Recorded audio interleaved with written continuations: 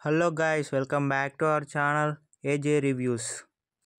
ఈరోజు మనం కోర్టు మూవీకి సంబంధించి ఫుల్ రివ్యూని అయితే అనలైజ్ చేద్దాం.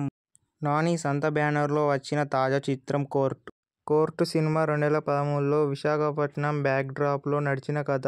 ఒక అమాయక టీచర్ ప్రేమ కథ. చట్టపరమైన చిక్కుల్లో పడిన కథనాన్ని ఆసక్తిగా చెప్పవచ్చు. జాబిలి శ్రీదేవిగా మరియు చందు హర్షగా, మగపతి శివాజీగా.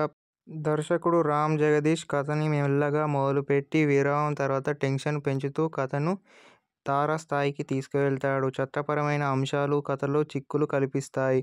టీజర్లో చూపించిన విధంగా ప్రియదర్శ్ న్యాయవాదిగా అద్భుతంగా నటించారు. హర్ష రోషన్ తన అమాయకత్వంతో కంటెంట్ క్రియేట్ చేశారు. శ్రీదేవి తన భావోద్వేగంతో నటులను, ప్రేక్షకులను ఆకట్టుకుంది.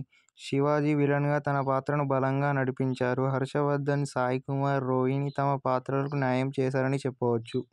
ఇక తుది తీర్పు. కోర్టు సామాజిక ప్రత్యామ్నాయ ముఖ్యమైన అంశాలను చక్కగా చూపించారు. చట్టాలను అర్థం చేసుకొని యువతి ప్రేమలో పడే వయసులో వచ్చే సమస్యలు చట్టాల్ని ఎలా మలుపు తిరుగుతాయో చెప్పే అవకాశం చేశారు. సినిమాలో కొంచెం ఎక్కువ నెరేటివ్ డైలాగ్స్పై ఆధారపడడంతో కొంత ఎక్కువ ఓవర్ అనిపించింది.